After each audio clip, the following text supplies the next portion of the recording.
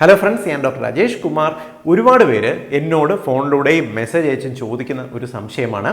നമ്മുടെ നാട്ടിൽ ഇപ്പോൾ ലഭ്യമായിട്ടുള്ള രണ്ടിനം വാക്സിൻസ്, കോവാക്സിനുമുണ്ട്, കോവിഷീൽഡുമുണ്ട്. നമുക്ക് ഏതാണ് കൂടുതൽ ഫലപ്രദം, ഏത് വാക്സിനാണ് നമ്മൾ എടുക്കേണ്ടതെന്ന് ഒരുപാട് പേര് ചോദിക്കുന്നുണ്ട്. അതേപോലെ തന്നെ പലരുടെയും ഒരു സംശയമാണ്, രണ്ട് വാക്സിനും കൃത്യമായിട്ട് എടുത്തവർക്കും വീണ്ടും കോവിഡ് രോഗബാധ ഉണ്ടാകുന്നുണ്ട്. എന്താണ് ഇതിന് കാരണം? ഈ രണ്ട് ചോദ്യങ്ങൾക്കും ഉത്തരം നിങ്ങൾക്ക് മനസ്സിലാകുമെന്നുണ്ടെങ്കിൽ നമ്മുടെ ശരീരത്തിലേക്ക് എടുക്കുന്ന വാക്സിൻ എങ്ങനെയാണ് പ്രവർത്തിക്കുന്നതെന്ന് മനസ്സിലാക്കണം. നമ്മുടെ ശരീരത്തിലേക്ക് എത്തുന്ന കൊറോണ വൈറസ് ഒരു ആൻറ്റിജനായിട്ടാണ് നമ്മുടെ ശരീരത്തിൽ വർക്ക് ചെയ്യുന്നത്. ആൻറ്റിജൻ എന്ന് പറയുന്നത് പുറത്തു നിന്ന് എത്തുന്ന ഏത് രോഗകാരിയും നമ്മുടെ ശരീരത്തിൽ ഒരു ആൻറ്റിജനായിട്ടാണ് പ്രവർത്തിക്കുന്നത്. നമ്മുടെ ശരീരത്തിലെ പ്രതിരോധ കോശങ്ങൾ എന്ത് ചെയ്യും? ഈ ആൻറ്റിജൻ എത്തിക്കഴിഞ്ഞാൽ ഇതിനെതിരെ നമ്മുടെ ശരീരത്തിൽ ഒരു പ്രതിരോധ വ്യൂഹം ഉണ്ടാക്കും. ഇതിന് ആൻറ്റിബോഡീസ് എന്ന് പറയും.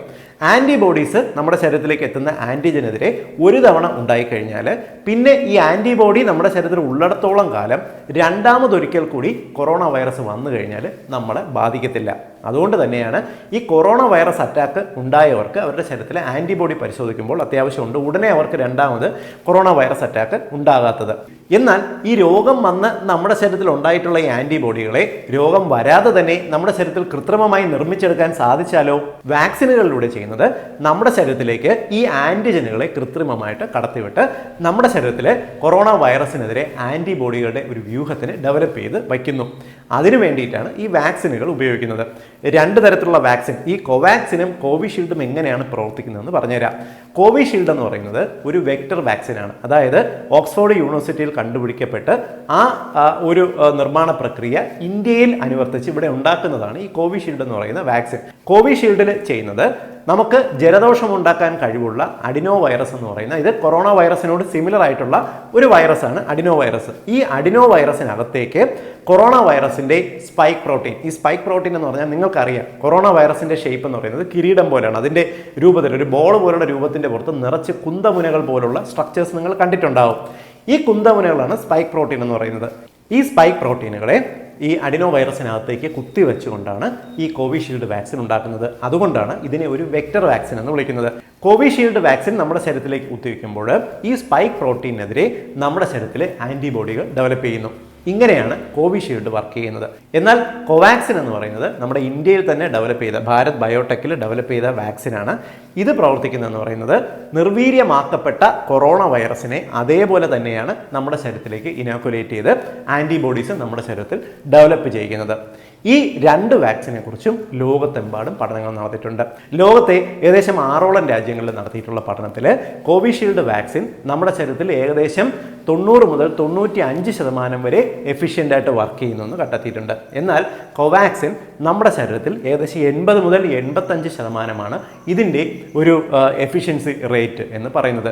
അതുകൊണ്ട് ഈ കണക്ക് പ്രകാരം നമ്മൾ പരിശോധിച്ച് കഴിഞ്ഞാൽ കോവാക്സിനേക്കാൾ കോവിഷീൽഡിന് കുറച്ചുകൂടി അധികം എഫിഷ്യൻസി നമ്മുടെ ശരീരത്തിലുണ്ട്. കാരണം ഇവ പ്രൊഡ്യൂസ് ചെയ്യുന്ന ആൻറ്റിബോഡികൾ കുറച്ചുകൂടി സ്ട്രോങ് ആണ് എന്ന് പറയാൻ സാധിക്കും. ഇതിന് കോവിഷീൽഡിന് കുറച്ചുകൂടി ശക്തമായിട്ട് ഈ കൊറോണ വൈറസിൻ്റെ ഒരു ഇൻഫെക്ഷനെ പ്രതിരോധിക്കാൻ സാധിക്കും എന്നാണ് പഠനങ്ങൾ കണ്ടിട്ടുള്ളത്. എന്നിരുന്നാൽ പോലും നമ്മുടെ നാട്ടിൽ ഏതാണോ അവൈലബിൾ, ഈവൻ ഒരു 10% വ്യത്യാസം ഈ കോവാക്സിനും കോവിഷീൽഡിൻ്റെയും എഫിഷ്യൻസിക്ക് വ്യത്യാസമുണ്ട് എങ്കിൽ പോലും രണ്ടിനും നമുക്ക് നമ്മുടെ നാട്ടിലുണ്ട്. രണ്ടും നിങ്ങൾക്ക് ഏതാണ് അവൈലബിൾ അവ എടുത്ത് നിങ്ങൾക്ക് രോഗപ്രതിരോധ ശേഷി, ശരീരത്തിൻ്റെ ആൻറ്റിബോഡീസിൻ്റെ റെസ്പോൺസ് വർദ്ധിപ്പിക്കാൻ സാധിക്കും. ഇനി എന്തുകൊണ്ടാണ് രണ്ട് കോഴ്സ് വാക്സിനും കൃത്യമായിട്ട് എടുത്തവരിൽ പോലും വീണ്ടും ഒരു കോവിഡ് രോഗബാധ ഉണ്ടാകുന്നത് എന്ന് വിശദീകരിക്കാം.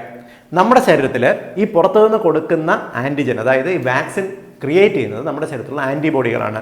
ആൻറ്റിബോഡികൾ എത്രത്തോളം പ്രതിരോധ സജ്ജമാണ് അതിനനുസരിച്ച് നമ്മുടെ ശരീരത്തിലേക്ക് രണ്ടാമത് ഒരു അറ്റാക്ക് വരാനുള്ള സാധ്യത കുറയും. എന്നാൽ ആൻറ്റിബോഡി ഡെവലപ്പ് ചെയ്യുന്നതിൻ്റെ അളവിന് വ്യത്യാസം വന്നാൽ, അതായത് ആൻറ്റിബോഡിയുടെ ഡെവലപ്മെൻറ്റ് കുറഞ്ഞു കഴിഞ്ഞാൽ ഇത് ഒരുപക്ഷെ നമ്മുടെ ശരീരത്തിൽ വീണ്ടും ഒരു കോവിഡ് അറ്റാക്കിന് കാരണമാകാറുണ്ട്.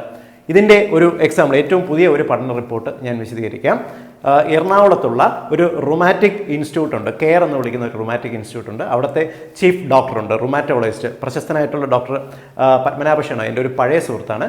അദ്ദേഹം കഴിഞ്ഞ 3 മാസത്തിൽ നടത്തിയ ഒരു പഠന റിപ്പോർട്ടുണ്ട്. ഈ പഠന റിപ്പോർട്ടിൻ പ്രകാരം നമ്മുടെ ശരീരത്തിൽ ഏതെങ്കിലും തരത്തിലുള്ള ഒരു ഓട്ടോ ഇമ്മ്യൂൺ രോഗമുണ്ടെങ്കിൽ നമ്മൾ വാക്സിൻ എടുത്തു കഴിഞ്ഞാലും നമ്മുടെ ശരീരത്തിൽ ഉണ്ടാകുന്ന ആൻറ്റിബോഡികളുടെ തോതിന് വ്യത്യാസം വരാം. ഇത് ഒരുപക്ഷെ നമുക്ക് വീണ്ടും ഒരു അറ്റാക്കിന് സാധ്യത ഉണ്ടാകുമെന്ന് നമുക്ക് വേണമെങ്കിൽ അനുമാനിക്കാൻ സാധിക്കും.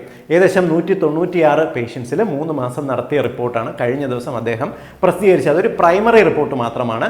ഇനി കൂടുതൽ രോഗികളിൽ ഇതിൻ്റെ പഠനം നടത്തിയാൽ മാത്രമേ കൂടുതൽ ഡീറ്റെയിൽസ് വെളിവാകുകയുള്ളൂ. ഇത് കേൾക്കുമ്പോൾ നിങ്ങൾക്ക് പലർക്കും ഒരു സംശയം തോന്നുന്നുണ്ടാവാം, എന്താണ് ഈ ഓട്ടോ ഇമ്മ്യൂൺ രോഗങ്ങളെന്ന്. അതായത് സാധാരണഗതിയിൽ നമ്മുടെ ശരീരത്തിൻ്റെ പ്രതിരോധ കോശങ്ങൾ പുറത്തുനിന്ന് എത്തുന്ന ഒരു രോഗകാരികളായിട്ടുള്ള, അത് ബാക്ടീരിയ ആയിക്കോട്ടെ, വൈറസ് ആയിക്കോട്ടെ, മറ്റെന്തെങ്കിലും ഒരു ഓർഗാനിസം ആയിക്കോട്ടെ, ഇതിനെ തുരത്താൻ വേണ്ടിയിട്ടാണ് സാധാരണ പ്രവർത്തിക്കുന്നത്. എന്നാൽ നമ്മുടെ ശരീരത്തിൻ്റെ തന്നെ ഏതെങ്കിലും ഒരു ഭാഗം, ഒരു അവയവത്തിനെതിരെ നമ്മുടെ പ്രതിരോധ കോശങ്ങൾ തിരിഞ്ഞാലോ, ഇത്തരത്തിലുള്ള നമ്മുടെ പ്രതിരോധ കോശങ്ങളുടെ ഓവറായിട്ടുള്ള റിയാക്ഷനോ ഇല്ലെങ്കിൽ വേണ്ട രീതിക്കുള്ള റിയാക്ഷൻ ഇല്ലായ്മയോ നമുക്ക് വേണമെങ്കിൽ ഓട്ടോ ഇമ്മ്യൂൺ രോഗം എന്ന് വിളിക്കാൻ സാധിക്കും. ഇത് പല കാറ്റഗറിയിൽ പറയാൻ സാധിക്കും. വളരെ സാധാരണ നമ്മുടെ നാട്ടിൽ കാണുന്ന ചിലയിനം ഓട്ടോ ഇമ്മ്യൂൺ രോഗങ്ങളെന്ന് പറയുന്നത് ഒന്ന് rheumatoid arthritis, SLE systemic lupus erythematosus എന്ന് വിളിക്കുന്ന കണ്ടീഷനുണ്ട്, IBD അഥവാ IBS നമ്മുടെ ഇറിറ്റബിൾ ബവൽ സിൻഡ്രോം അഥവാ ക്രോൺസ് ഡിസീസ് കണ്ടീഷൻ, നിങ്ങളുടെ ബവലിനെ ബാധിക്കുന്ന കണ്ടീഷൻ, സോറിയാസിസ് പോലുള്ള അസുഖങ്ങൾ, വാസ്കുലൈറ്റിസ് പോലുള്ള ചില കണ്ടീഷൻസ്. ഇത്തരം രോഗങ്ങളുള്ളവർക്കെല്ലാം നമ്മുടെ ശരീരത്തിലെ പ്രതിരോധ കോശങ്ങൾ നമ്മുടെ ശരീരത്തിലെ അവയവങ്ങൾക്കെതിരെ പ്രവർത്തിക്കാറുണ്ട്. വളരെ കോമൺ ആയിട്ട് കാണുന്ന മറ്റൊരു കണ്ടീഷൻ എന്ന് പറയുന്നത് ഓട്ടോ ഇമ്മ്യൂൺ തൈറോയിഡൈറ്റിസ് ആണ്. ഹാഷിമോട്ടോസ് തൈറോയിഡൈറ്റിസ്, TSHന്റെ ലെവൽ, തൈറോയിഡിൻ്റെ ഹോർമോണിൻ്റെ ലെവൽ വളരെ പെട്ടെന്ന് വേരിയേഷൻ ഉണ്ടാക്കുന്ന ഒരു കണ്ടീഷൻ കോമൺ ആയിട്ട് വളരെ നമ്മുടെ നാട്ടിലെ മലയാളികളിൽ കണ്ടുവരുന്നുണ്ട്. സോ ഇത്തരം ഓട്ടോ ഇമ്മ്യൂൺ രോഗങ്ങളുള്ളവരിൽ വാക്സിൻ എടുത്തു കഴിഞ്ഞാൽ അവരുടെ ശരീരത്തിൽ ഉണ്ടാകുന്ന പ്രതിരോധ കോശങ്ങൾ, ആൻറ്റിബോഡികളുടെ അളവ് വ്യത്യാസപ്പെട്ടിരിക്കും. ഒരു ഹെൽത്തി ആയിട്ടുള്ള ഒരാളെക്കാൾ ഈ ഓട്ടോമ്യൂൺ രോഗങ്ങളുള്ളവർക്ക് ആൻറ്റിബോഡികൾ ഡെവലപ്പ് ചെയ്യുന്നതിൻ്റെ അളവ് താരതമ്യേന കുറവാണ് എന്ന് ഡോക്ടർ പത്മനാഭ ഷെനോയുടെ ഈ പഠന റിപ്പോർട്ടിൽ കണ്ടെത്തുകയുണ്ടായി. ഞാനിവിടെ വിശദീകരിച്ച രോഗങ്ങളെല്ലാം തന്നെ തീവ്രത കൂടിയ ഓട്ടോ ഇമ്മ്യൂൺ രോഗങ്ങളാണ്. എന്നാൽ തീവ്രത കുറഞ്ഞതും എന്നാൽ ശരീരത്തിൻ്റെ ആൻറ്റിബോഡികളുടെ ഓവർ റിയാക്ഷൻ കൊണ്ടുണ്ടാകുന്നതുമായിട്ടുള്ള അനവധി രോഗങ്ങളുണ്ട്.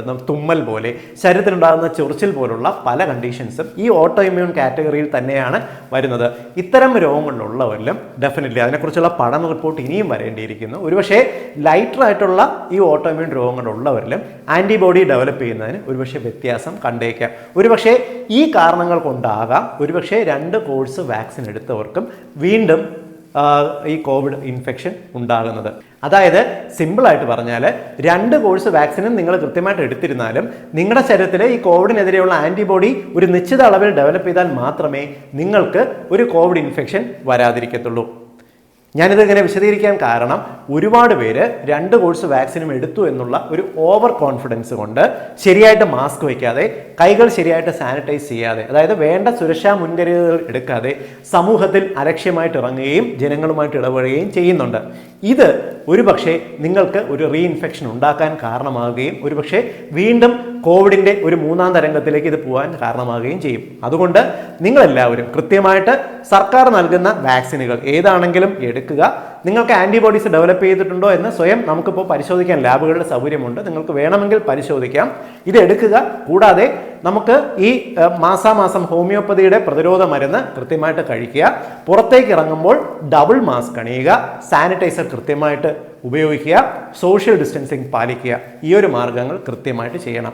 എപ്പോഴും നമുക്ക് ഒരു മരുന്നിൻ്റെ എഫിഷ്യൻസി തിരിച്ചറിയാൻ ഒരു കൃത്യമായിട്ടുള്ള ടൈം പീരീഡ് ആവശ്യമാണ്. ഇതിനെക്കുറിച്ചുള്ള പഠനങ്ങൾക്ക് അത്തരം പഠന റിപ്പോർട്ടുകൾ വരുന്നതിന് ഇനിയും ഒരുപക്ഷെ മാസങ്ങൾ എടുത്തു എന്ന് വരാം. അതുകൊണ്ട് ആ കാലം വരെ നിർബന്ധമായിട്ടും സർക്കാർ പറയുന്ന നിർദ്ദേശങ്ങൾ പാലിക്കുക, വേണ്ട സുരക്ഷാ മാർഗ്ഗങ്ങൾ പിന്തുടരാൻ ശ്രമിക്കുക. ഈ ഇൻഫർമേഷൻ നിങ്ങൾ എല്ലാ സുഹൃത്തുക്കളുടെയും അറിവിലേക്കായിട്ട് ഷെയർ ചെയ്യുക.